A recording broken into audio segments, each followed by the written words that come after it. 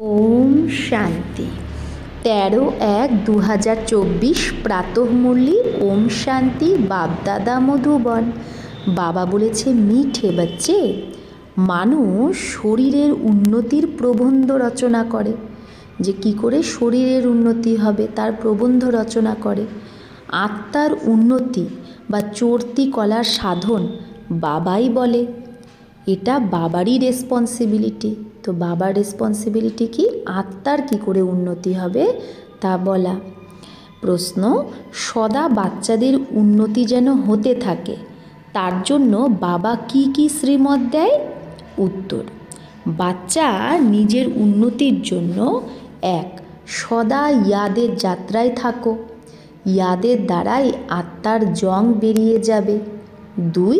কখনো পাস্টকে ইয়াদ করো না, আর ভবিষ্যতের জন্য কোনো আশা রেখো না। 3. শরীর নির্বাহের জন্য কর্ম ভালে করো, কিন্তু যে টাইম তুমি পাও সেটাকে ওয়েস্ট করো না। বাবার ইয়াদে টাইম সফল করো। 4. কম করে 8 ঘন্টা ঈশ্বরীয় সেবা করো, তাহলে তোমার উন্নতি হতে থাকবে। ওম শান্তি। রুহানি বাবা বসে রুহানি বাচ্চাদের অথবা আত্মাদের বোঝায়। মানুষ বলে আত্মার রেসপন্সিবিলিটি পরমাত্মার উপরই আছে। সেই সব আত্মাদের উন্নতি আর মনের শান্তির রাস্তা বলতে পারে। আত্মা থাকে ভ্রুকুটিতে, সব থেকে আলাদা, নিয়ারা হয়ে। বেশিরভাগ রোগই হয় শরীরে, এখানে ভ্রুকুটিতে হয় না। ভালে মাথায় ব্যথাও যদি হয়, কিন্তু যেটা আত্মার সিংহাসন থাকার জায়গা, সেখানে কোনো কষ্ট হবে না, কারণ সেই সিংহাসনে তক্তে আত্মা বিরাজমান। এখন আত্মার উন্নতি অথবা শান্তি দেওয়ার যে সার্জেন, সে তো এক পরমাত্মাই। যখন আত্মার উন্নতি হয় তবেই তো আত্মা হেলথ ওয়েলথ পায়। শরীরকে তুমি যতই করো তার দ্বারা কোনো উন্নতি হবে না। শরীরের কিছু না কিছু খিটপিট তো থাকেই। আত্মার উন্নতি তো বাবা ছাড়া কেউ করতে পারে না। অন্য সব দুনিয়ায় শরীরের উন্নতিরই প্রবন্ধ করে, দুনিয়ায় অন্য সবাই শরীরের উন্নতিরই চেষ্টা করে। বাকি আত্মার চর্তিকলা বা উন্নতি তো হয় না, সেটা তো বাবাই শেখায়। সারা ব্যাপারটাই আত্মার ওপর। আত্মাই 16 কলা হয়, আবার আত্মাই একদম কলা রহিত হয়ে যায়। 16 কলা হয়, আবার কলা কম কি করে হয়, এটা বাবাই বোঝায়। বাবা বলে, সত্যযুগে তোমরা খুব সুখে ছিলে, আত্মা চর্তি কলায় ছিল। অন্য সৎসঙ্গে আত্মার উন্নতি কি করে হয় এরকম বোঝানো হয় না। তারা তো দেহের নেশাতেই থাকে, দেহ অভিমান আছে, কিন্তু বাবা তোমাদের দেহই অভিমানী বানায়। আত্মা যে তমপ্রধান হয়ে গেছে তাকে শতপ্রধান বানাতে হবে। এখানে সব হলো রুহানি কথা, মানে আত্মিক কথা, আর দুনিয়ায় সব শরীরের কথা। সার্জেনরা এক হার্ট বের করে আর এক হার্ট লাগিয়ে দেয়, তো তার আত্মার সাথে কোনো সম্পর্ক নেই। আত্মা তো ভ্রুকুটিতে থাকে, তার অপারেশন আদি কিচ্ছু হয় না, আত্মার অপারেশন হয় না। আচ্ছা, বাবা বোঝায় আত্মার উন্নতি তো একবারই হয়। আত্মা যখন তমপ্রধান হয়ে যায় তখনই আত্মার উন্নতি করতে বাবা আসে। তাকে ছাড়া কোনো আত্মার চর্তিকলা হতে পারে না। বাবা বলে, এই ছি তমপ্রধান আত্মারা আমার কাছে আসতে পারবে না। তোমাদের কাছে যখন কেউ আসে তো বলে শান্তি কি করে পাবো অথবা উন্নতি কি করে হবে, কিন্তু এটা জানে না যে উন্নতির পরে আমরা যাব কোথায়, কি হবে। ডাকে পতিত থেকে পাবন বানাও, জীবন মুক্তিধামে নিয়ে চলো, তো আত্মাদেরকেই নিয়ে যাবে না। শরীর তো এখানেই শেষ হয়ে যাবে, কিন্তু এই কথাগুলো কারো বুদ্ধিতেই নেই। এটা হলো ঈশ্বরীয় মত, বাকি মানুষের সব হলো মানব মত। ঈশ্বরীয় মতে একদম তোমরা আকাশে চড়ে যাও, শান্তিধাম সুখধামে, তারপরে ড্রামা অনুসারে আবার নিচে নামতেই হবে। আত্মার উন্নতির জন্য বাবা ছাড়া আর কোনো সার্জেন নেই। সার্জেন আবার তোমাদের নিজের মতোও বানায়। কেউ তো অনেকের উন্নতি খুব ভালো করে, কেউ মিডিয়াম, কেউ থার্ড, औरों की उन्नति करते हैं। তো মানে কেউ খুব ভালো অন্যের উন্নতি করে, কেউ মিডিয়াম, কেউ থার্ড ক্লাস। আত্মাদের উন্নতির জবাবদার এক বাবাই। দুনিয়ায় এটা কেউ জানে না। বাবা বলে এই সাধু আদিদেরও উদ্ধার করতে আমি আসি। প্রথমে যখন আত্মা আসে তো পবিত্রই হয়। এখন বাবা এসেছে সবার উন্নতি করতে। নাম্বারবার পুরুষার্থ অনুসারে তোমাদের দেখো কত উন্নতি হয়ে যায়। সেখানে তোমরা ফার্স্ট ক্লাস শরীর পাবে সত্যযুগে। বাবা হলো অবিনাশী সার্জেন, সে এসেই তোমাদের উন্নতি করে। তো তোমরা উঁচু থেকে উঁচু নিজের সুইট হোমে চলে যাবে। মানুষ তো তার মুনে যায়, মানে চাঁদে যায়। অবিনাশী সার্জেন তোমাদের উন্নতি প্রাপ্ত করানোর জন্য বলে মাম একাম ইয়াদ করো, তাহলে তোমার বিকর্ম বিনাশ হবে। বাবা বিশ্বের বাচ্চাদের লিবারেট করে। যখন তোমরা স্বর্গে যাবে তখন অন্য সবাই শান্তিধামে থাকবে। বাবা কত ওয়ান্ডারফুল কার্য করে, কামাল সেই বাবার। তবেই তো বলে তোমার গতিমতি তুমিই জানো। আত্মার মধ্যেই মত আছে না, আত্মা আলাদা হয়ে গেলে মত পাবে না। ঈশ্বরীয় মতের দ্বারা চড়তি কলা আর মানব মতের দ্বারা উতারতি কলা, এটাও ড্রামায় সেট আছে। মানুষ ভাবে এখন স্বর্গ তৈরি হয়ে গেছে, আগে গিয়ে বুঝতে পারবে এটা নরক না স্বর্গ। ভাষার উপর কত হাঙ্গামা করে, দুঃখী না। স্বর্গে দুঃখ হয় না, আর্থকোয়েকও হয় না। এখন পুরানো দুনিয়ার বিনাশ হবে, তারপরে স্বর্গ তৈরি হয়ে যাবে। তারপরে আধা কল্প সেটাও গুম হয়ে যাবে। বলে দ্বারিকা সাগরের নিচে চলে গেছে, সোনার জিনিস নিচে দেবে গেছে। সেটা তো নিশ্চয়ই আর্থকোয়েকেই নিচে চলে যাবে। সমুদ্র থোড়েই খোদকা নিকালেঙ্গে, সমুদ্রকে খোদাই করে কি বের করবে? ধরতিকেও খুঁড়তে হয়, ধরতিকে খোদাই করে মাটিকে, সেখান থেকেই অনেক মাল বেরোয়। বাবা বলে আমি সবার উপকার করি, আমার আবার সবাই অপকার করে, গালি দেয়। আমি তো অপকারীরও উপকার করি, তো আমার নিশ্চয়ই মহিমা হওয়া উচিত। ভক্তিমার্গে দেখো কত মান। তোমরা বাচ্চারাও বাবার কত মহিমা করো। চিত্রে 32 গুণ দেখায়। এখন তোমরাও বাবার মতো গুণবান হচ্ছ, তো কত পুরুষার্থ করা উচিত, টাইম ওয়েস্ট করা উচিত না। অনেক হায়েস্ট বাবা পড়ায়, তো নিশ্চয়ই রোজ পড়া উচিত। এই অবিনাশী বাবা টিচারও লাস্টে যারা আসে, পরে যারা আসে, তারা পুরানোদের থেকেও আগে চলে যাচ্ছে। এখন সারা দুনিয়ার উন্নতি হচ্ছে বাবার দ্বারা। শ্রীকৃষ্ণকেও গুণবান বানায় বাবাই, সবাইকে দেনেওয়ালা, বাকি সবাই তো নেয়। এখন এই ঘরানা তৈরি হচ্ছে নাম্বারবার পুরুষার্থ অনুসারে। বেহদের বাবা দেখো কত মিঠা আর কত পেয়ারা। উঁচু থেকে উঁচু বাবার দ্বারা এখন সবার উন্নতি হচ্ছে। বাকি তো সবাইকে সিঁড়ি নামতেই হবে। কামাল সেই বাবার। বাবা বলছে ভলে খাও পিও, খাওয়া দাওয়া করো, ঘোরো ফেরো, সব কিছু করো, শুধু বাবার গুণ গাও। এরকম না বাবার ইয়াদে থাকলে খানা নেহি খা সকতে, যে বাবার ইয়াদে থাকলে তো আমি খেতে পারবো না। রাতে টাইম অনেক পাও, 8 ঘন্টা তো টাইম থাকেই। বাবা বলে কম করে 8 ঘন্টা এই গভর্নমেন্টের সার্ভিস করো। যেই আসুক তাকে আত্মার উন্নতির জন্য রাস্তা বলো। জীবন মুক্তি মানে বিশ্বের মালিক, আর মুক্তি মানে ব্রহ্মাণ্ডের মালিক। এটা বোঝানো তো সহজ না, কিন্তু ভাগ্যে যদি না থাকে তো ঈশ্বরীয় ভাগ্যই বা কী করতে পারবে। বাবা বোঝায় বাবার ইয়াদ ছাড়া আত্মার জাঙ্ক বেরোবে না। ভলে জ্ঞান সারাদিন শোনাও, কিন্তু আত্মার উন্নতির উপায় ইয়াদ ছাড়া আর কিচ্ছু না।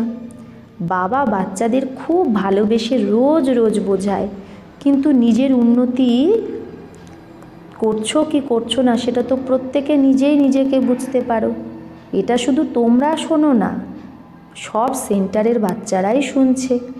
এই টেপ রাখা আছে, এও নিজের আওয়াজ ভরকর जाती है সার্ভিস पर, তো এই টেপের মধ্যেও আওয়াজ ভরা থাকে, সেই টেপও সার্ভিসে চলে যায়। এই অনেক সার্ভিস দেয় এই টেপ।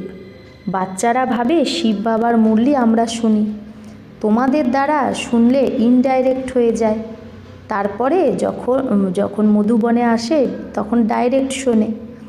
আবার বাবা ব্রহ্মা মুখ দ্বারা শোনায়, অথবা মুখ দ্বারা জ্ঞান অমৃত দেয়। এই সময় দুনিয়া তমপ্রধান হয়ে গেছে, তো তার উপর এই দুনিয়ার উপর জ্ঞানের বর্ষা চাই। মানুষ তো পানির বর্ষা অনেক দেখেছে, তাই না? সেই জলের যে এমনি দুনিয়ায় যে বর্ষার জল তো অনেক হয়েছে, সেই পানির দ্বারা কেউ পাবন হয় না ওই জলের দ্বারা। এটা হলো সারা জ্ঞানের কথা। বাবা বলে এখন জাগো, আমি তোমাদের শান্তিধামে নিয়ে যাই। আত্মার উন্নতিও এতেই হয়, বাকি সব হলো জিসমানি কথা। রুহানি কথা শুধু তোমরাই শোনো। পদমপতি ভাগ্যশালী শুধু তোমরাই হও। বাবা হলো গরিব নিবাজ, গরিবই শোনে। তবেই তো বাবা বলে অহিল্যা গণিকাদেরও বোঝাও। সত্যযুগে এইরকম কথাই হয় না। সত্যযুগ তো হলো বেহদের শিবালয়, এখন হলো বেহদের বেশ্যালয়। একদমই তমপ্রধান, এর থেকে বেশি মার্জিন নেই। এখন এই পতিত দুনিয়াকে চেঞ্জ হতে হবে। ভারতেই রামরাজ্য আর রাবণ রাজ্য হয়। যখন অনেক ধর্ম হয়ে যায় তখন অশান্তি হয়, লড়াই তো লাগতেই থাকে। এখন তো খুব জোরে লড়াই লাগবে, কড়া লড়াই লাগবে, তারপরে বন্ধ হয়ে যাবে। কারণ রাজাইও স্থাপন হবে, কর্মাতীত অবস্থাও হবে। এখন তো কেউ বলতে পারবে না। সেই কর্মাতীত অবস্থা হবে যখন পড়া পুরো হয়ে যাবে, তারপরে ট্রান্সফার হয়ে যাবে নিজের পুরুষার্থ অনুসারে। এই খড়ের গাদায় আগুন তো লাগবেই, ফটাফট বিনাশ হয়ে যাবে। একেই বলা হয় খুনি নাহেক খেল। নাহেক সবাই মারা যাবে, রক্তের নদী বইবে, তারপরেই তো ঘিয়ের নদী বইবে। হাহাকারের পরেই জয় জয়কার হবে। বাকি সবাই অজ্ঞান নিদ্রায় ঘুমাতে ঘুমাতে শেষই হয়ে যাবে। বড় যুক্তি দ্বারা স্থাপনা হয়, বিঘ্নও পড়বে, অত্যাচারও হবে। এখন মাতাদের দ্বারাই স্বর্গের দ্বার খোলে। পুরুষও আছে, কিন্তু মাতা জন্ম দেয় তো সে পুরুষের থেকেও বেশি প্রাইজ পায়। স্বর্গে তো নাম্বারবার সবাই যাবে, কেউ 2 জন্ম পুরুষও হতে পারে। হিসাব কিতাব যা ড্রামায় সেট আছে সেটাই হবে। আত্মার উন্নতির জন্য হওয়ার জন্য কত পার্থক্য হয়ে যায়। তা আত্মার উন্নতি হলে কত পার্থক্য হয়ে যায়। কেউ তো একদম হাইয়েস্ট হয়ে যায়, কেউ তো একদম লোয়েস্ট। কোথায় রাজা কোথায় প্রজা। মিষ্টি মিষ্টি বাচ্চাদের বাবা বোঝায় এখন পুরুষার্থ করো, যোগের দ্বারা পবিত্র হও, তবেই ধারণা হবে। লক্ষ্য অনেক উঁচু। নিজেকে আত্মা ভেবে খুব ভালোবেসে বাবাকে ইয়াদ করতে হবে। আত্মার পরমাত্মার সাথে ভালোবাসা আছে না, এটা হলো রুহানি ভালোবাসা, যার দ্বারা আত্মার উন্নতি হয়। জিসমানি শারীরিক ভালোবাসায় তো মানুষ নিচে নেমে যায়। ভাগ্যে যদি না থাকে তাহলে ভাগন্তি হয়ে যায়। যজ্ঞকে খুব সামলাতে হবে। মাতাদের পাই পয়সাতেই যজ্ঞের সার্ভিস হচ্ছে। এখানে গরিবরাই সাহুকার হয়। সারা ব্যাপারটাই পড়ার ওপর। তোমরা এখন সদা সুহাগিন হও, এটা সবার ফিলিং আসে। মালার দানা যে হয় তার কত ভালো ফিলিং চাই। শিব বাবাকে ইয়াদ করতে আর সার্ভিস করতে থাকো তো খুব উন্নতি হবে। শিব বাবার সার্ভিসে শরীরটাকেও ন্যায়ছাবর করে দেওয়া উচিত। সারা দিন যেন নেশা থাকে। এটা মাসির ঘর না, দেখতে হবে আমি নিজের উন্নতি করেছি। বাবা বলে পাস্টকে ইয়াদ করো না, আগে কি কোই আশ মত রাখো। আগের কোনো আশা তুমি রেখো না। শরীর নির্বাহের জন্য কর্ম তো করতেই হবে। বাবা বলছে টাইম মিলে, যে টাইম পাচ্ছ তাতে বাবাকে ইয়াদ করো তো বিকর্ম বিনাশ হবে। বাবা বান্ধেলিদেরও বোঝায়, তোমরা পতিকে খুব নম্রতা ভালোবেসে বোঝাও। কেউ যদি মারে তার ওপর ফুলের বর্ষা করো। নিজেকে বাঁচানোর বড় যুক্তি চাই, চোখ বড় শীতল চাই, কখনো যেন না হিলে যায়। এর ওপর অঙ্গদেরও উদাহরণ আছে, সে একদম অডল ছিল। তোমরা হলে সব মহাবীর। যা কিছু পাস্ট হয়ে গেছে তাকে ইয়াদ করো না, সদৈব হর্ষিত থাকো। ড্রামার ওপর অটল থাকতে হবে। বাবা নিজে বলে আমিও ড্রামার বন্ধনে বাঁধা, বাকি আর কোনো কথা নেই। শ্রীকৃষ্ণের জন্য লিখেছে সুদর্শন চক্র দ্বারা সে অকাসুর বকাসুরকে মেরেছে। এগুলো হলো সব গল্প কথা। বাবা তো হিংসা করতে পারে না। এখানে তো বাবা টিচার, এখানে মারার কোনো ব্যাপারই নেই। এই কথা সবাই সব কিছু এই সময়েরই। একদিকে অনেক মানুষ আর একদিকে তোমরা। জিनको আনা হোগা, যার আসার এই জ্ঞানে সে ঠিক আসতে থাকবে, কল্প আগের মতোই পথ পেতে থাকবে। এতে চমৎকারের কোনো ব্যাপারই নেই। বাবা রহিম দিল, দুঃখ হর্তা সুখ কর্তা। তাহলে বাবা কি করে দুঃখ দেবে? अच्छा, मीठे मीठे सिकिलधे बच्चों प्रति माता पिता बाप दादा का याद प्यार और गुड मॉर्निंग। रूहानी बाप के रूहानी बच्चों को नमस्ते। हम रूहानी बच्चों की रूहानी माता पिता बाप दादा को याद प्यार गुड मॉर्निंग और नमस्ते नमस्ते नमस्ते। शुक्रिया बाबा, आपको लाख लाख शुक्रिया। धारणार जोन्नो मुख्यसार एक, कम करे 8 घंटा ঈশ্বরীয় গভর্নমেন্টে সার্ভিস করে নিজের টাইম সফল করতে হবে। বাবার মতো গুণবান হতে হবে। 2, যেটা পাস্ট হয়ে গেছে সেটা ইয়াদ করার দরকার নেই, সেটা ইয়াদ করলে চলবে না। बीती को बीती করে পাস্টকে ফুল স্টপ লাগিয়ে সদৈব হর্ষিত থাকতে হবে। ড্রামার ওপর অডল থাকতে হবে। বরদান, সংকল্প বল আর কর্মের ব্যর্থকে সমর্থে পরিবর্তন যে করে সেই হলিহংস ভব। তো সংকল্প বল আর কর্মকে ব্যর্থ থেকে সমর্থে যে পরিবর্তন করে সেই হলিহংস ভব। হলিহংসের অর্থ হলো সংকল্প বল আর কর্মের ব্যর্থকে সমর্থে পরিবর্তন করে।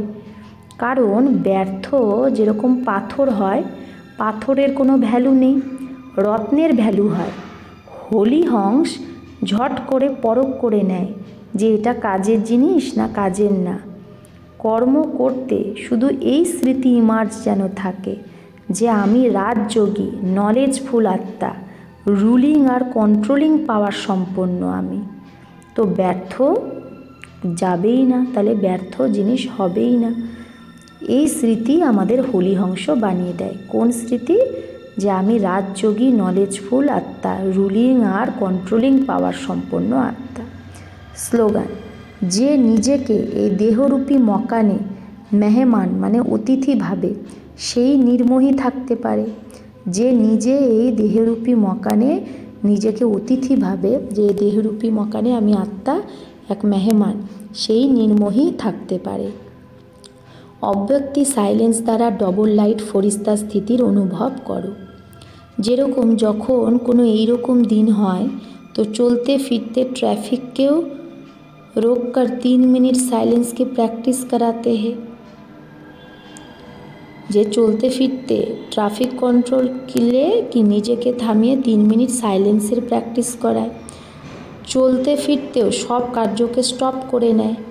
এই রকম তোমরাও যে কোনো কার্য করো বা কথা বলো তো মাঝে মাঝে এই সংকল্পের ট্রাফিককে স্টপ করার অভ্যাস করো। সংকল্পকে 3 মিনিট স্টপ করার অভ্যাস করো।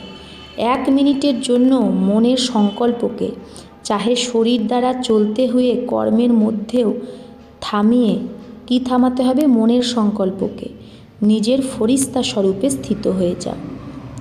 চাহে শরীর দ্বারা তোমার কর্ম চলছে কিন্তু মনের সংকল্পকে কি করো? 1 মিনিটের জন্য স্টপ করে নিজের ফরিস্তা স্বরূপে স্থিত হয়ে যাও। আচ্ছা, ওম শান্তি।